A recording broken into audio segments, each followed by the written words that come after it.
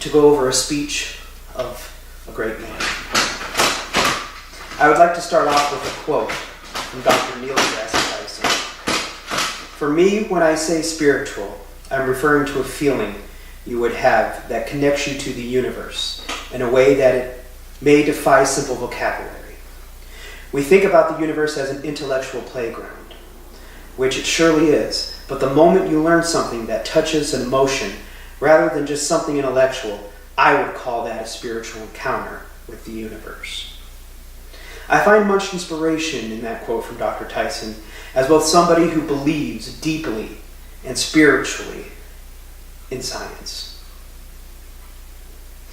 Today I would like to honor the life and career of astrophysicist Dr. Neil deGrasse Tyson. It is a privilege and an honor to be here with you all to speak about such a great man.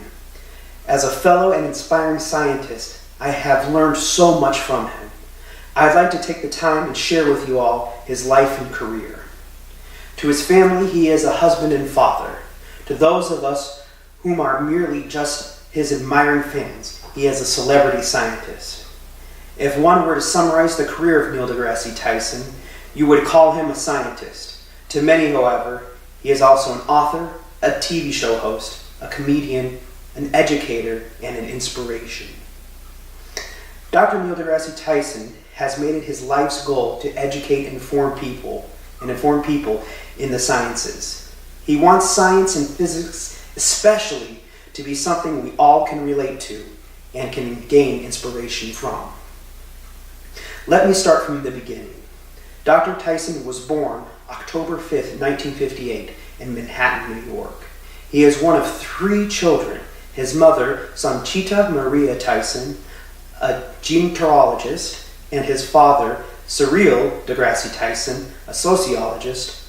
From them, he developed a love and an interest in people and sciences. At age 9, Neil had the opportunity to go on a class trip to the Hayden Planetarium in New York, the place where he first was exposed to his love of the stars and astrophysics. Later in life, he would eventually become the director of the Hayden Planetarium. At age 17, he was invited to Cornell University to meet Carl Sagan, who was the then host of the PBS show Cosmos, a show that explained physics to children and novices alike through the stories of its many great discoveries.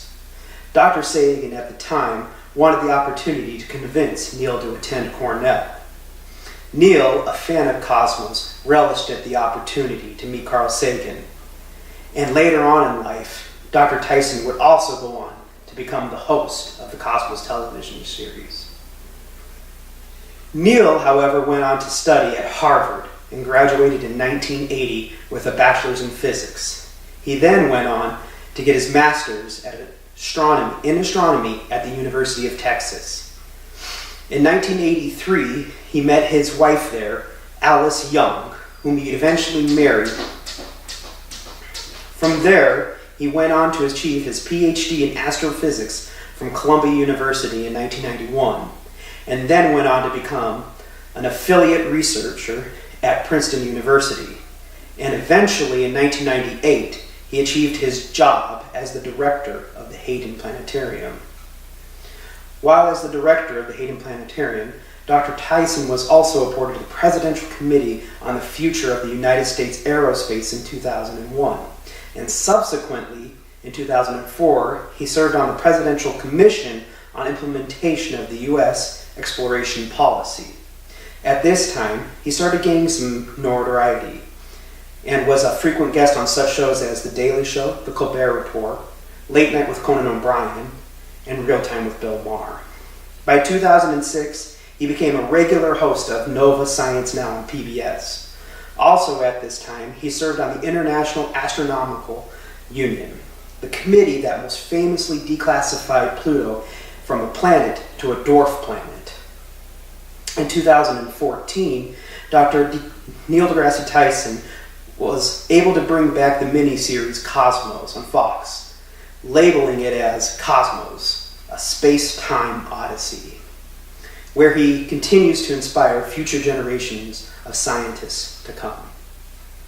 Today I have had the pleasure of sharing with you all the life of a great man whom has forever touched and changed my life. I was able to share with you his education, career, and how he has made me want to become a better scientist. Before we leave today, I would like to share with you a final quote from Dr. Tyson. On a recent cameo on The Big Bang Theory, the boys thought it would be funny to prank Dr. Tyson, a fellow astrophysicist. His response back to those boys was, "Don't mess with me.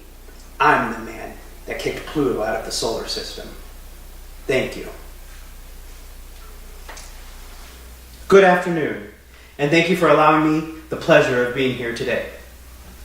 I'd like to discuss with you all the next project by the visionary director Denis Villeneuve, the director of such movies as Sicario, The Arrival, and Blade Runner 2049. His next project, Dune, is set to be released in 2020. But however, since it isn't out yet, let us discuss the book instead. Dune is the first book in the young adult science fiction series by Frank Herbert. It was published originally by Chilton Publishing in 1965 and republished numerous times, but most recently by Penguin Publishing in 2016. It has sold over 12 million copies worldwide. Today, I will be going over the author, Frank Herbert, a brief summary of the book Dune, my personal evaluation, and the overall ratings and awards it has achieved, as well as what it has gone on to inspire in pop culture today. If you are one whom has enjoyed any of those movies by Denis Villeneuve and don't want to miss out on knowing the story of his next film before it is released, or even if you just enjoy a great science fiction story, then listen up, because this book is definitely for you. Frank Herbert was born in 1920 and died in 1986. He served in the Navy during World War II, never completed college, believing instead to only study what interested him.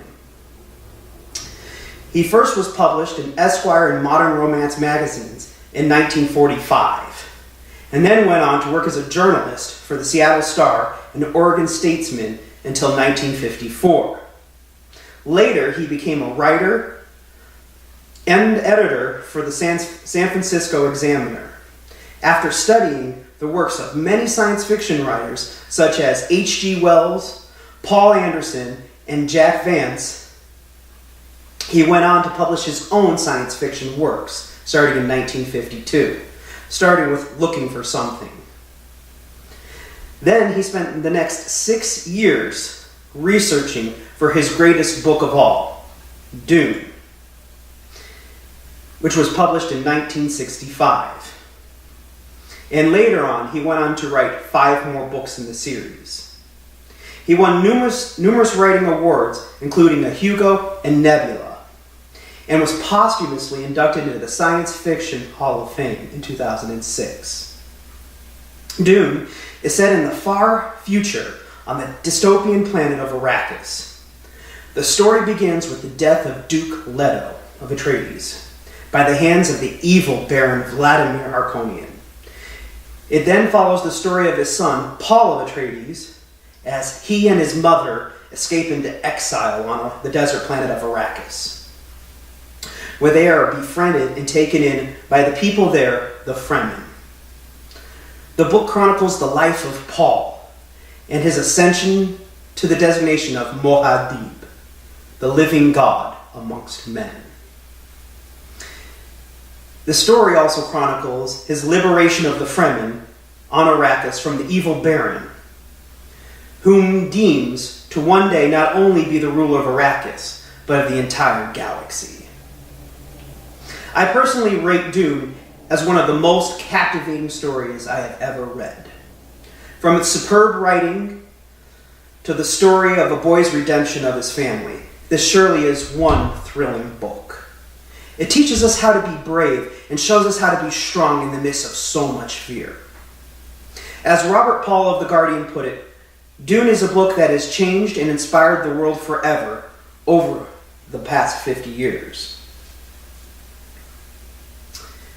It was not a huge success at first, only earning $20,000 in the first 10 years of publication.